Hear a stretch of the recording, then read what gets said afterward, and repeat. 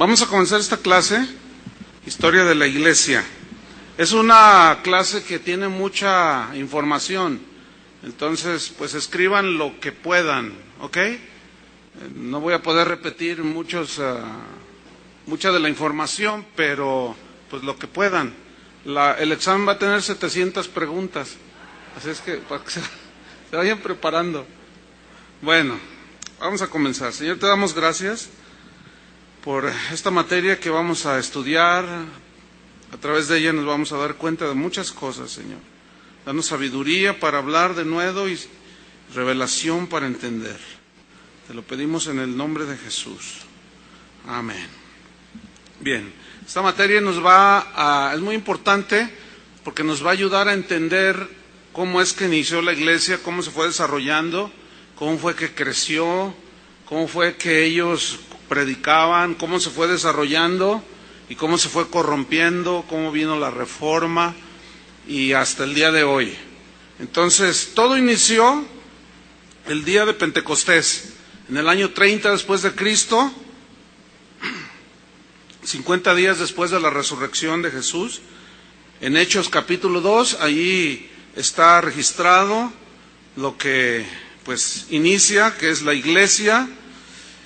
Este suceso sirvió para que los discípulos comprendieran que era un asunto totalmente espiritual. Ser cristiano, formar parte de la iglesia, era un asunto totalmente espiritual y no un asunto involucrado con la política. Aquí viene una pregunta. ¿Debemos los cristianos de hoy tener como meta llegar a puestos políticos para gobernar cristianamente al mundo? Bíblicamente no. No tiene que ver absolutamente nada con la política, aunque la iglesia de hoy, muchos pastores, sacerdotes, católicos, etcétera, están muy metidos en la política. Pero vamos a ver a través de la Biblia cómo eso no existe. Es una desviación.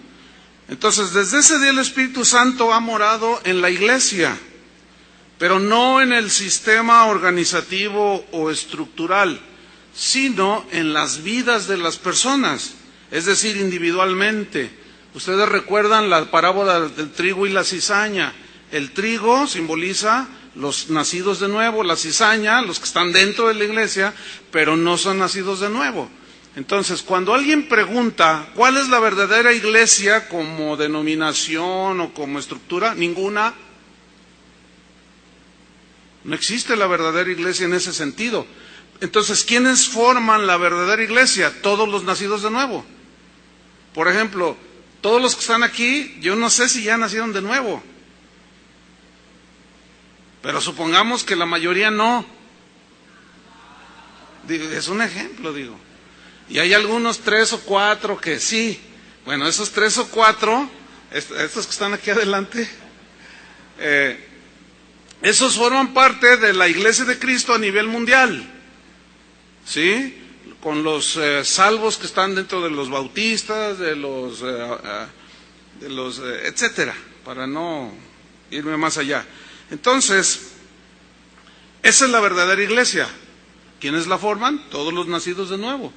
Porque las iglesias están llenas de gente, personas nacidas de nuevo, pero también hay unas que no son nacidas de nuevo, que piensan que porque van a una iglesia son ya automáticamente miembros del cuerpo de Cristo, y no es verdad.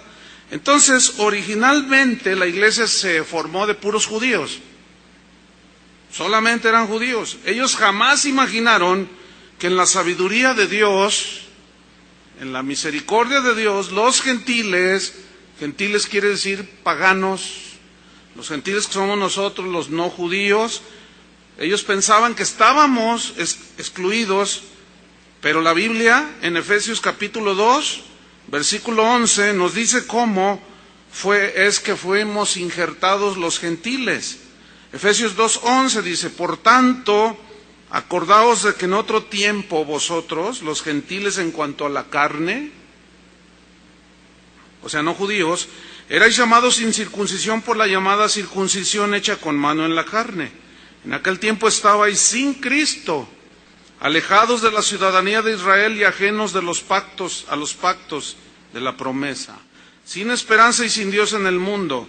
Pero ahora en Cristo Jesús, vosotros, o sea, los gentiles, que en otro tiempo estabais lejos, habéis sido hechos cercanos por, ¿qué? Juan Diego, San Pedro, la sangre de Cristo.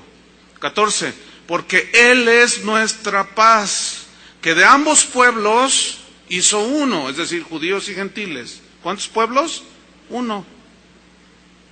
Derribando la pared intermedia de separación. Vamos hasta el versículo 18. Porque por medio de Él, es decir, de Cristo, los unos y los otros, judíos y gentiles, tenemos entrada por un mismo espíritu al Padre. Así que ya no sois extranjeros, ni advenedizos, sino conciudadanos de los santos y miembros de la familia de Dios. Los gentiles nacidos de nuevo, ¿qué somos? Miembros de la familia de Dios.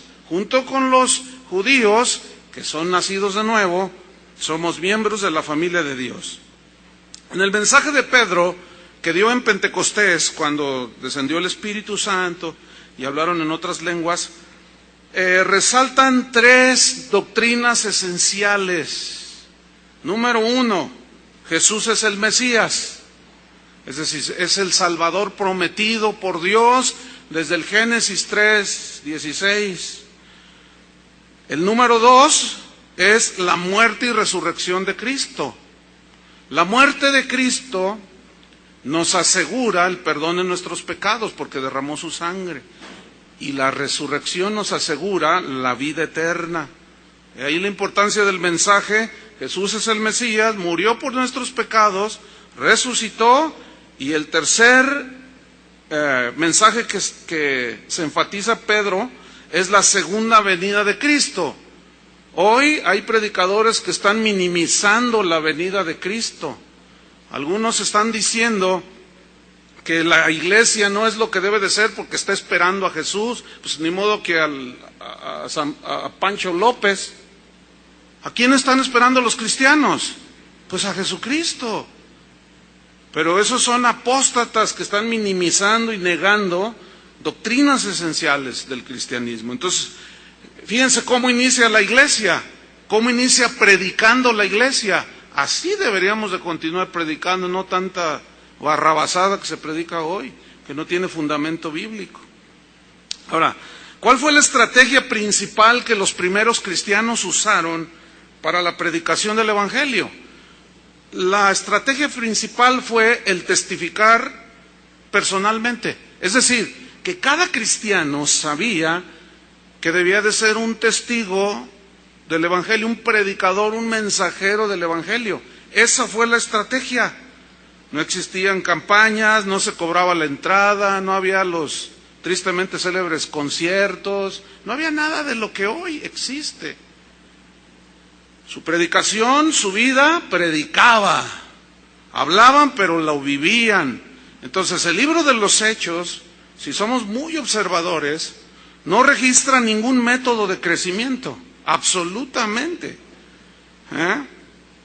Sino que lo que registra el libro de los Hechos es una vida de mucha comunión con Dios y una manera espontánea de testificar. No había nada tan rebuscado y tan complejo como hoy. Por ejemplo, yo recuerdo, recién convertido, a la semana de convertido,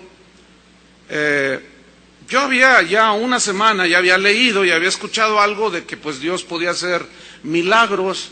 Pues yo lo creí, yo me había nacido de nuevo y en la que hoy es mi esposa, entonces éramos novios, oramos por un joven que estaba paralítico, que vivía en el edificio donde yo vivía de departamentos.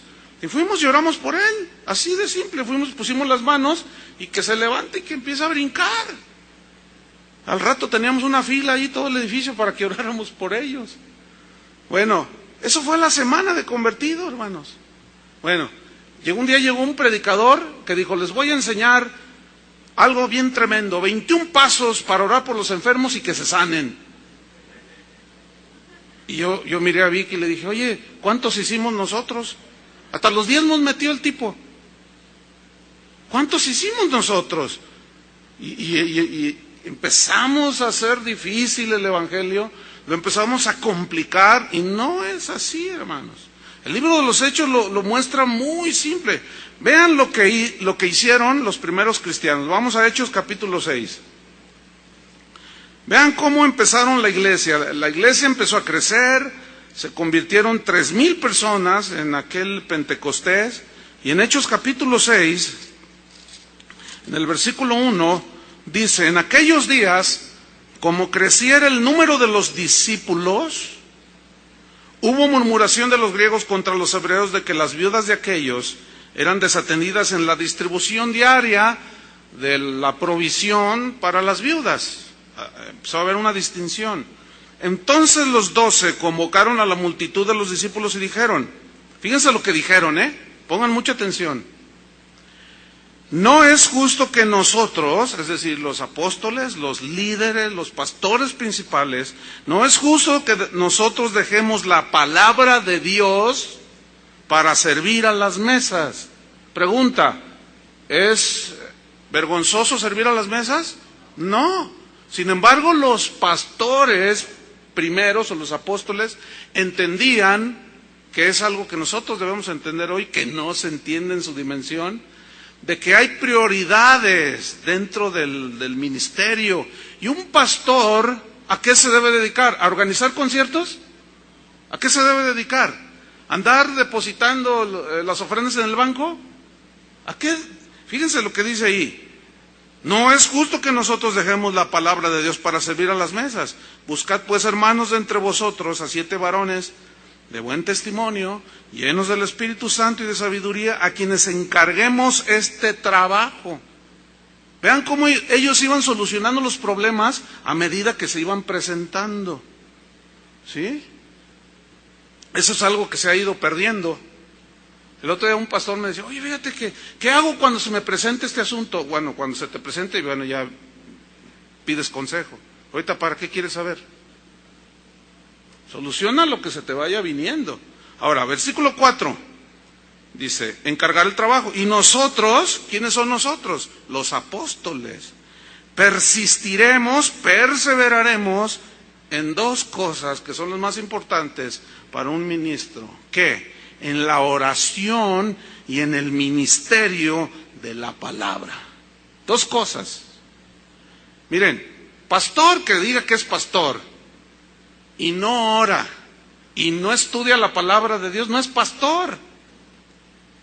O será muy mediocre en su ministerio. Porque ¿qué es lo que da dirección? La oración, ¿no es cierto? Y la palabra, ¿qué te da? Es la que alimenta el espíritu y es la que hace que el cristiano esté cimentado. Entonces, si un ministro, si un pastor, para algunos que tal vez ya son pastores aquí o que nos están escuchando o que vayan hacia el ministerio, recuerden esto: oración, estar con Dios y el estudio serio de la palabra de Dios. Fíjense, estaba platicando hace unos días con un pastor, ahorita no está pastoreando, y ¿saben por qué no lo está haciendo? Porque resulta que lo habían ordenado pastor, pero pues ni conocía las escrituras bien, hasta que, bueno, platicando con una persona le dijo, oye, pues ¿cómo tú eres pastor y no tienes las bases sólidas de los principios? Y dice, no, pues es que a mí nada más me dijeron, es que el pastor se fue, el pastor de la iglesia, se fue y nos abandonó. Entonces, pues, llegaron los líderes y dijeron, pues, ¿la agarras tú? Pues, órale, fíjate nomás, sale, yo agarro al toro por los cuernos y qué no sé. Pero resulta que pues, al no haber un conocimiento de las escrituras, pues se cometen muchísimos errores y así. Entonces, resulta que finalmente él va y pide consejo con un amigo de él, un pastor, y le dice, oye, ¿qué hago? Mira, es que, ¿cómo le hago? Dice, mira, agarra 2, 3 versículos y tíraselos ahí, mareáselos ahí a todos y ya, con eso los tienes contentos. Esa instrucción, si se le puede decir, se la estaba dando un pastor de muchos años a un joven pastor. Imagínense. ¿Eso es lo que se ve en la Biblia? Pero para nada. Entonces, ¿Por qué está la iglesia actual como está? Porque nos hemos alejado muchísimo de los principios de la iglesia temprana, pristina, o sea, la que inició. Bueno, sigo adelante, leyendo en el versículo 7. Y crecía la palabra del Señor, y el número de los discípulos se multiplicaba grandemente en Jerusalén. Ahora, ¿por qué crecían en número, pero también en solidez? Porque los pastores se dedicaron ¿a qué? A la oración y al estudio de la palabra, y delegaban las cosas menores, por decirlo así. Ellos entendían un principio que es muy poco entendido hoy. Hace rato Julio les habló algo de Efesios 4:11, vamos a tocarlo de nuevo, de acerca de los 5 ministerios. Muy bien, lo hizo. Yo quiero ampliarme un poquitito más para reafirmar esto. Qué bueno que coincidió. Pero hay un trabajo clave que los pastores deben hacer, de cualquier congregación. Debemos hacer. Y aquí está en Efesios 4:11. Dice que él mismo constituyó a unos apóstoles, a otros profetas, a otros evangelistas, a otros pastores y maestros. 5 ministerios básicos o primordiales, imprescindibles. ¿Sí? El día de hoy parece que se lee algo así como, él mismo constituyó a unos organizadores de eventos, a otros motivadores. Parece como que eso es lo que leen muchos en la iglesia de hoy. Pero no, fíjate, todos estos apóstoles, maestros, profetas, pastores, etcétera, ¿para qué fueron puestos o instituidos por Jesús? ¿Quién es el que los escogió? Jesús. ¿Quién es el que los instituye? Jesús. ¿Y hoy es una de apostolera. Hoy hay una enfermedad llamada, yo le llamo apostolitis aguda. Cualquier tipo ya. Y además porque llega uno que se dice apóstol y empieza ahí a tirarles rollos y el Señor me está mostrando que el pastor de esta congregación de este momento es un apóstol. Y el tipo no lee ni la Biblia. Por eso está la cosa como está, por eso estamos entrando en una apostasía horrible, hermanos. Ahora, fíjate cómo va implícito aquí que estos 5 ministerios, apóstoles, profetas, evangelistas, pastores y maestros, saben su trabajo. ¿Cuál es su trabajo? Perfeccionar ¿a quiénes? A los santos. ¿Quiénes son los santos? Los creyentes. Ahora, yo quiero extenderme un poquito en la palabra perfeccionar. En el griego se tradujo de la palabra catartizo, con K y Z. Y catartizo tiene muchos sinónimos. Entre otros, significa restaurar. ¿Cuál es el trabajo de un pastor con los santos? Restaurarlos. También significa hacer aptos para que hagan algo. Ahora, ¿cuál es el trabajo de un pastor? Trabajar para hacer apta a la gente. También significa preparar. ¿Cuál es el trabajo de un pastor, de un maestro, de un apóstol con los santos? Prepararlos. Ahora, ¿en qué? ¿A que canten bien? ¿A qué los prepara? Díganlo. Díganlo con convicción o... No, hombre, con esa mejor cierren el libro. ¿No traen ganas o qué? Entonces, ¿en qué los va a preparar? ¿Qué va a usar para restaurar a la gente? ¿Los libros de John Maxwell? ¿Qué es lo que va a usar un pastor para restaurar a la gente? ¿Las mejores máximas del motivador más famoso del mundo? No, la palabra de Dios. Ahora, catartizo también significa capacitar. ¿Cómo vamos a capacitar a los santos? Según la Biblia, los ministros, vamos a hacer con la gente. ¿Con qué los capacitamos? Con la palabra de Dios. También significa instruir. La instrucción debe ser 100% bíblica. Acuérdense que los pensamientos de Dios son más grandes y más altos que los pensamientos de los hombres. Por más ilustre y sabio que sea un hombre, nunca le va a llegar a la palabra de Dios. Y si nosotros nos decimos cristianos, y mucho más allá, si nos decimos ministros, debemos de usar ¿qué? La palabra de Dios. Hoy nada más echa ojo. Hay predicadores que más bien son conferencistas. Porque fíjate bien, y ni la Biblia llevan. O la traen en la mano y no la abren. Nada más observa. No la leen. Mucho menos se le explican a la gente. Y la traen en la mano. Y empiezan a contar una de historias. Eso no es el Evangelio, eso no es instruir, hermanos. La gente está ahí toda. Y a la hora de las broncas la gente no sabe qué hacer. También significa reparar. O sea, significa que cuando un santo de Dios tropieza, comete algún pecado, ¿qué deben de hacer los ministros? ¿Cortarlo, darle un puntapié y mandarlo a volar?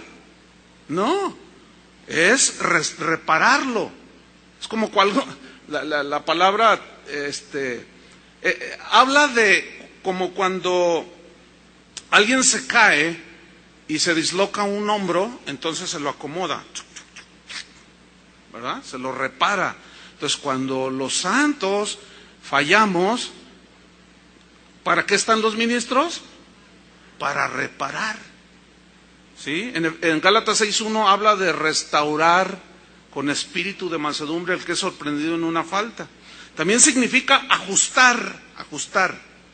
Es como, por ejemplo, las vigas y el techo de este auditorio, las láminas que están a mero arriba, esas están con tornillos y están ajustadas y apretadas, no están flojas.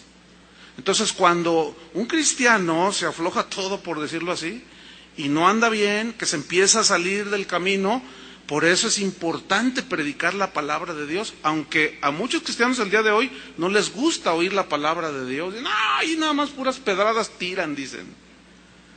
No, yo quiero escuchar mensajes bonitos y... No, hermanos, el cristiano no está para oír mensajes bonitos. El cristiano está para ser catartizado, ¿sí? Restaurado, a ser apto, preparado, capacitado, instruido, reparado y ajustado. Ahora, ¿todo esto para qué? ¿Quién va a hacer este trabajo?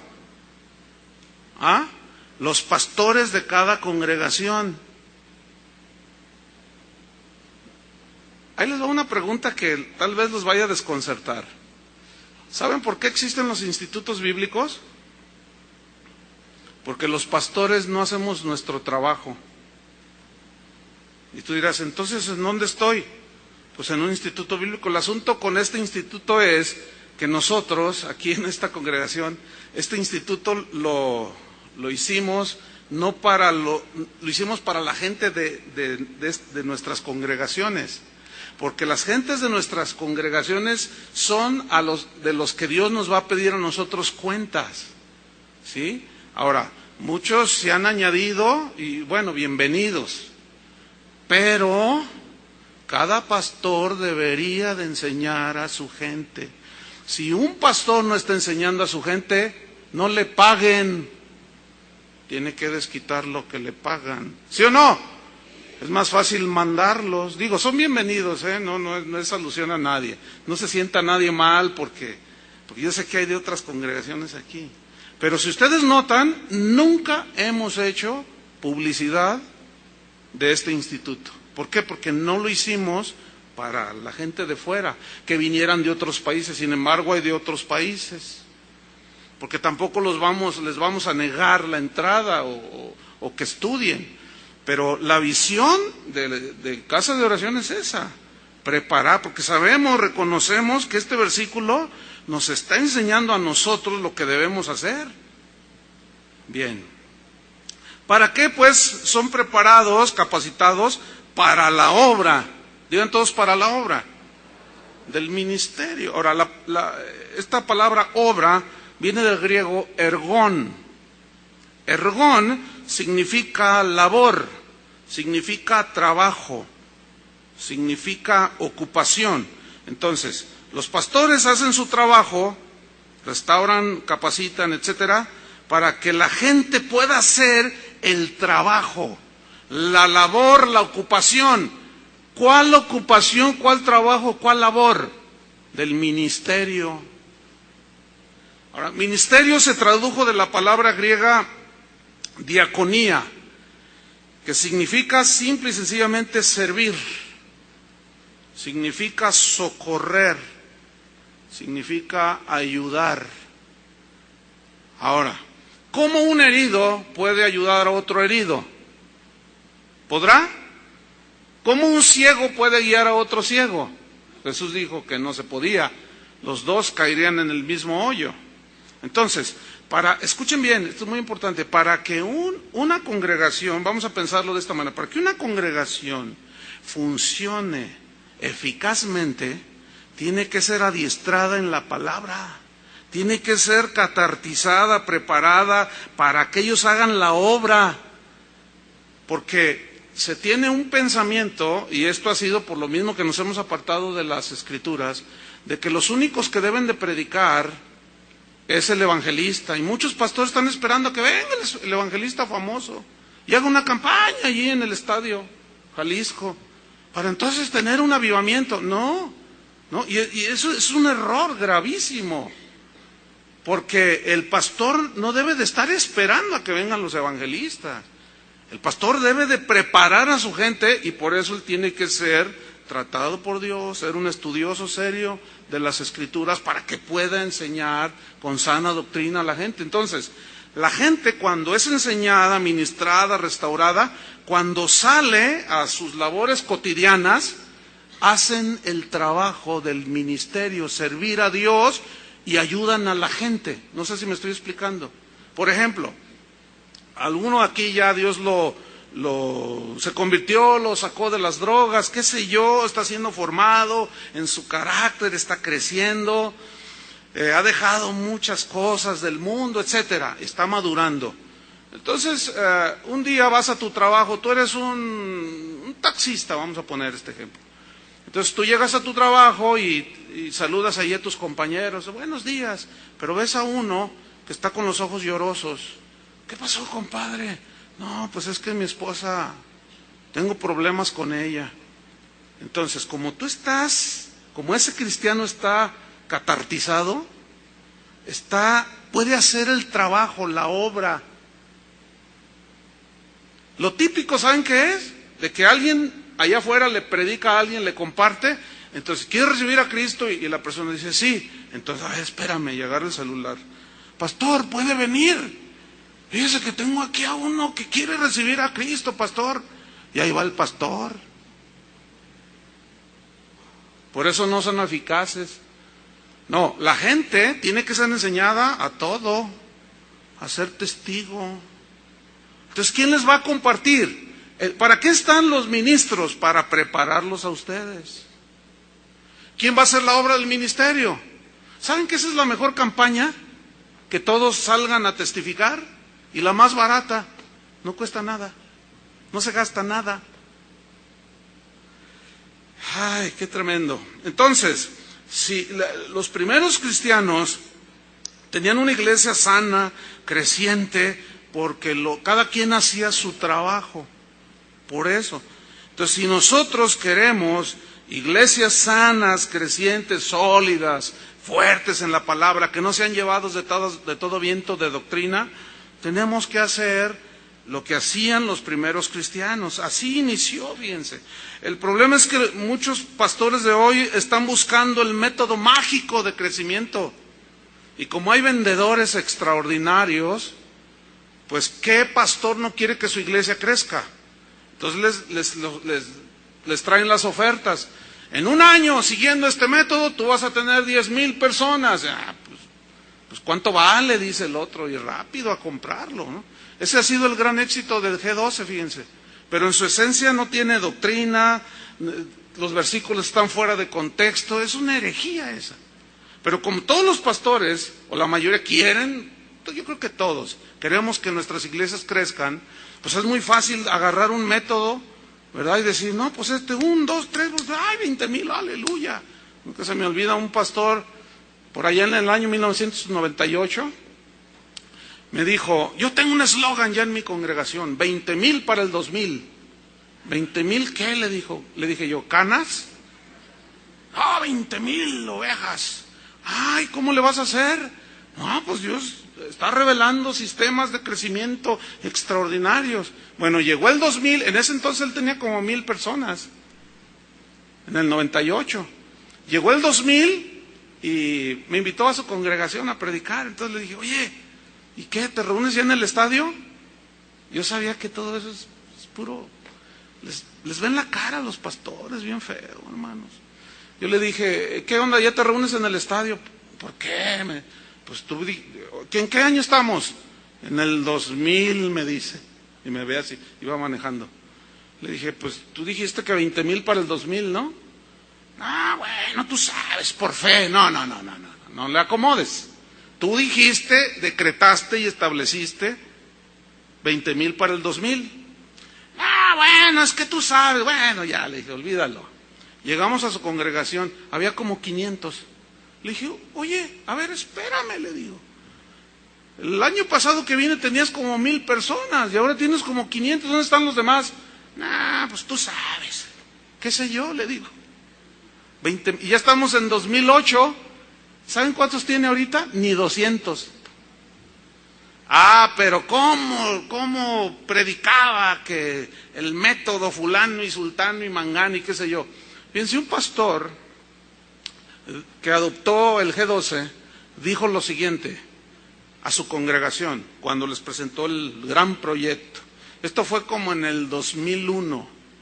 Dijo, hermanos, si nosotros seguimos al pie de la letra las instrucciones de cómo está este método, hermanos, vamos a ganar nuestra ciudad para Cristo.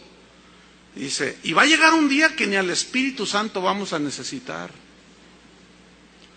Si ustedes me preguntan cómo está esa iglesia, pues ya saben la respuesta. Son 50,000 llenos del Espíritu Santo. No, hombre.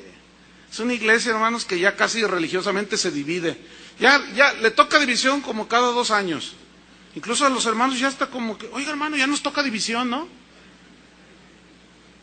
¿Por qué se divide tanto las iglesias? ¿Saben por qué? Porque no hay palabra. Entonces, como no hay palabra, cuando el pastor quiere solucionar una bronca de ese tipo, ¿a qué apela? Si no sabe nada. Ah, pero tiene las manos llenas de polvo de oro. A la hora de los catorrazos, como decimos en México, ¿de qué le sirve el polvo de oro en las manos?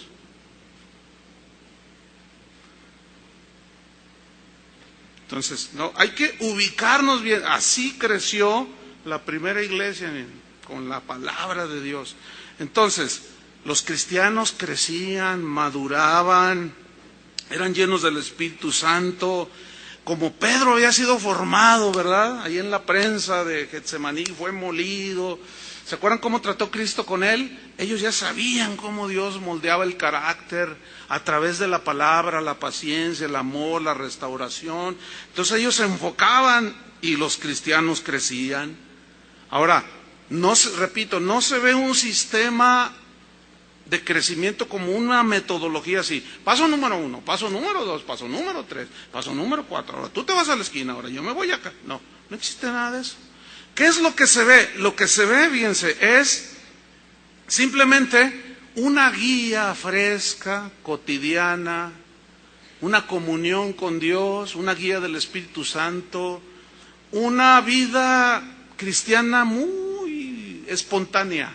Es decir, ellos vivían en una espontaneidad que yo cada vez que leo el libro de los Hechos no me canso de maravillarme cómo ellos habían entendido lo que Pablo escribió a los romanos, que los hijos de Dios somos guiados por los mejores métodos que hay. Así dice, ¿verdad? Los hijos de Dios somos guiados ¿por quién? Por una persona, el Espíritu Santo de Dios. Escúchenme, los métodos son limitados. La guía del Espíritu Santo es ilimitada. Por ejemplo, en Hechos capítulo 3, anoten, todas estas escrituras son muy conocidas. Dice que Pedro y Juan fueron al templo a oír un concierto del cantante más famoso. Así dice, ¿verdad? Bueno, entonces mientras iban al concierto, ¿qué dice que iban? ¿A qué iban? A orar. Dice que mientras iban, Que cuando llegaron allí al templo de la Hermosa, estaba uno ahí, un cojo de nacimiento, pidiendo dinero. No, pues no traemos, pero lo que tenemos te damos.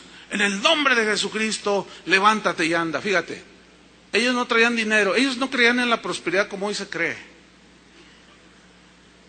Si Pedro y Juan escucharan lo que hoy se predica, se mirarían así: oye, entonces tú y yo somos unos fracasados. Ni dinero traían. Hoy hay muchos, tal vez, cristianos que tienen mucho dinero, pero no tienen poder. Y lo que hacen, se duda mucho que tenga un fundamento espiritual bíblico.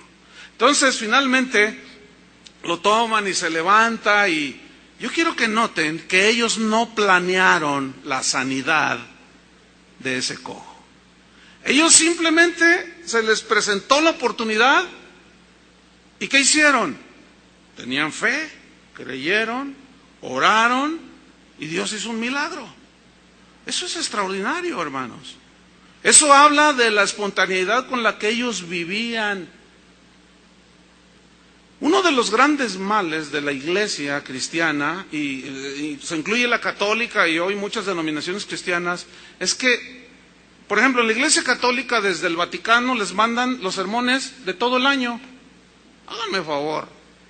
Cuando las necesidades de una ciudad, de una congregación son tan distintas. No, pero, por ejemplo, si un sacerdote ve en su parroquia que la gente necesita escuchar enseñar sobre la oración, por ejemplo, no, pues toca hablar de San Francisco de Asís. Entonces, él sabe que necesita enseñar a su feligresía cierta enseñanza, pero no, como de allá del Vaticano le mandan su bosquejito, pues tiene que predicarlo.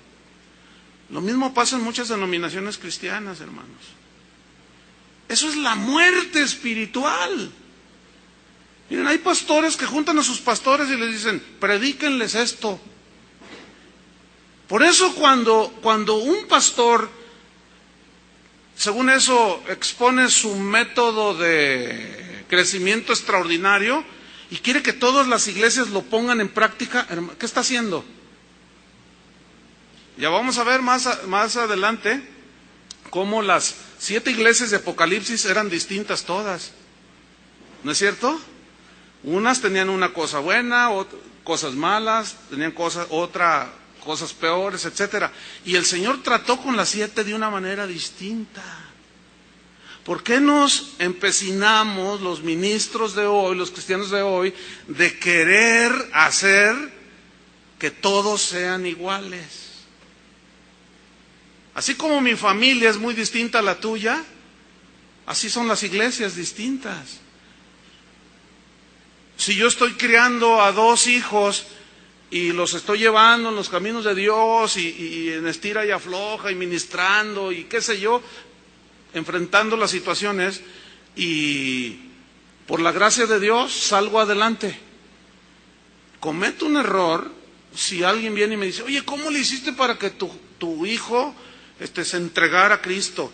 No, pues mira, tienes que hacerle así y así y así y así. No, porque mi hijo es muy distinto a tu hijo. ¿Están entendiendo? O sea, no podemos decir, mira, hazle así 1, 2, 3. No.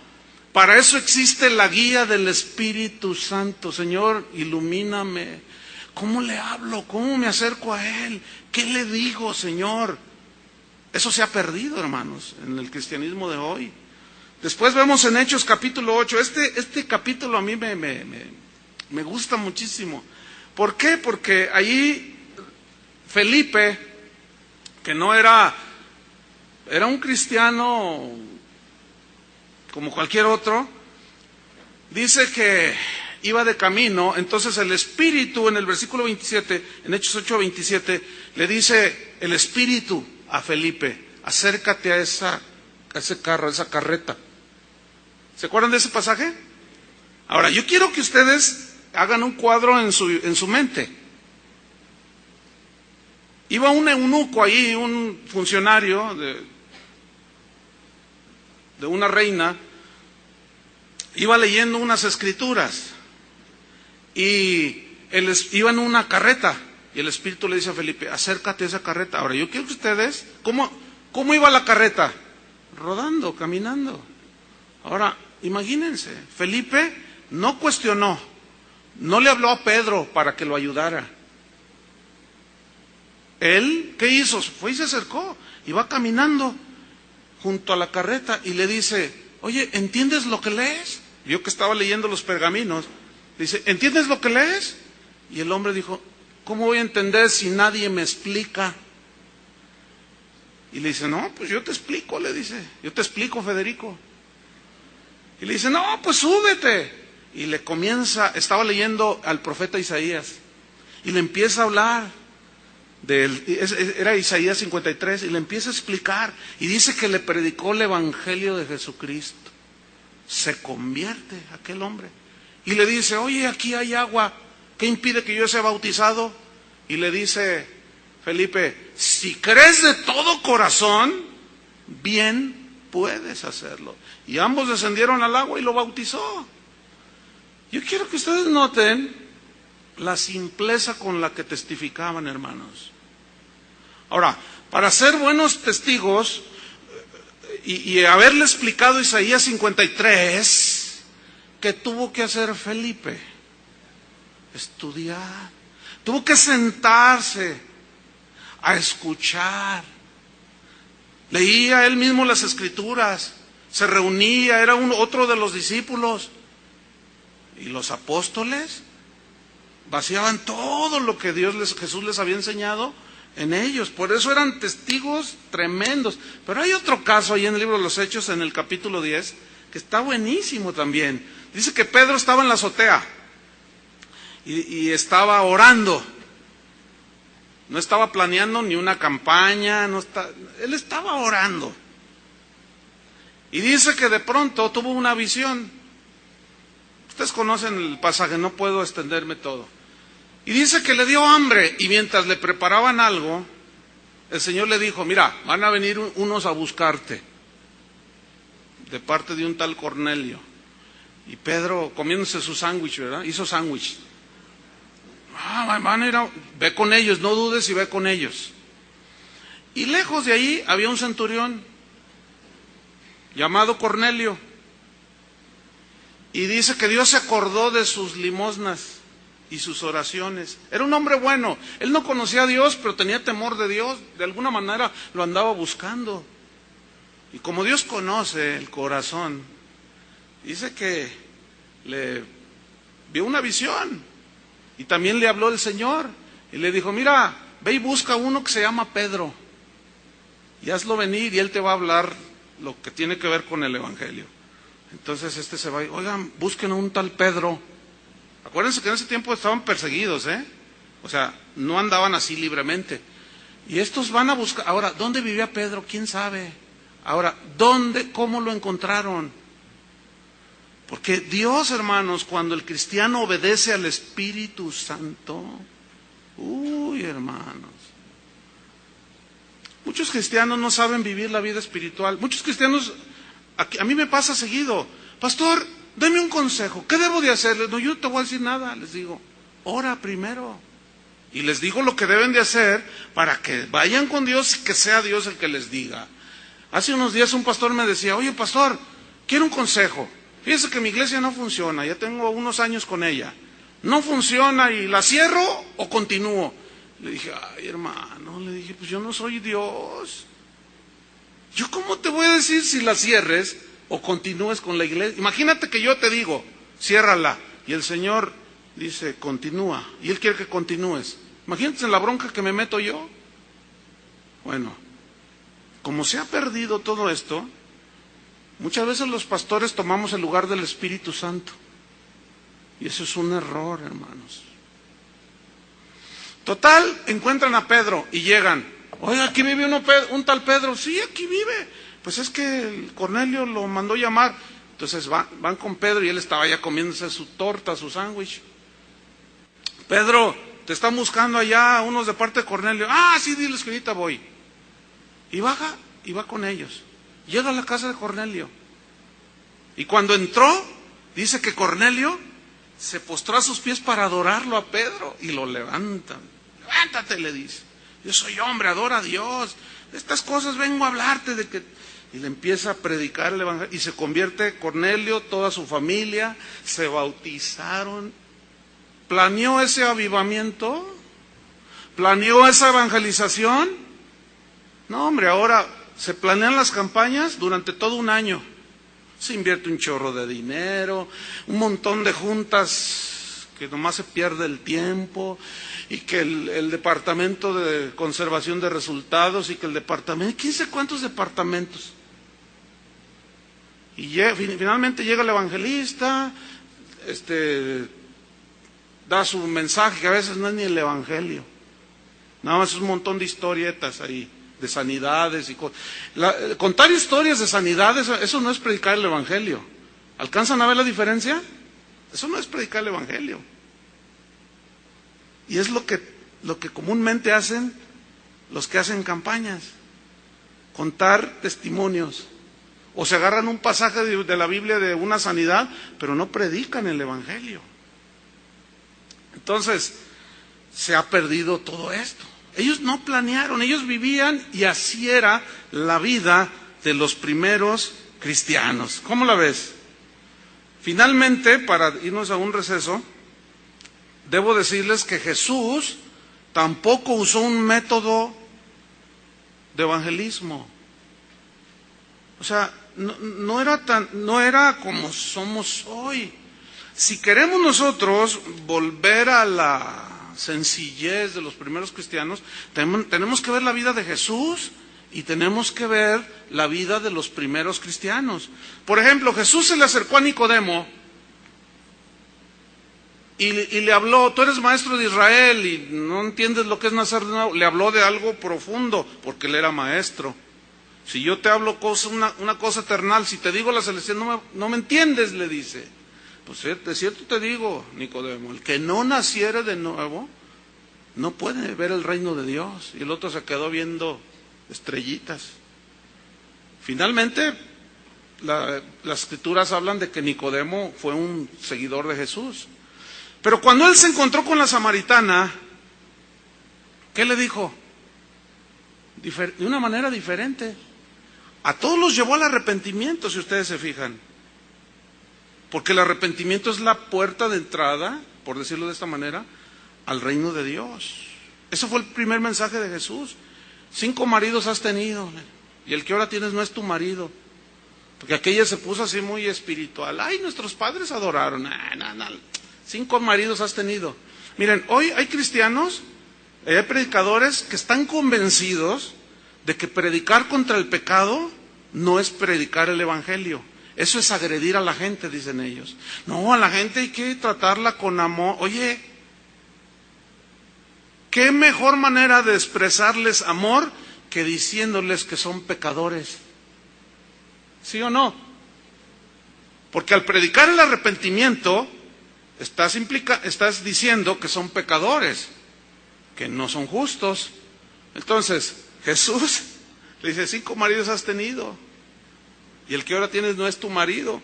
Entonces, no vemos, inclusive en las sanidades que él hacía, no vemos que él hizo la misma cosa, o 2 veces la misma cosa. No se ve eso en la Biblia.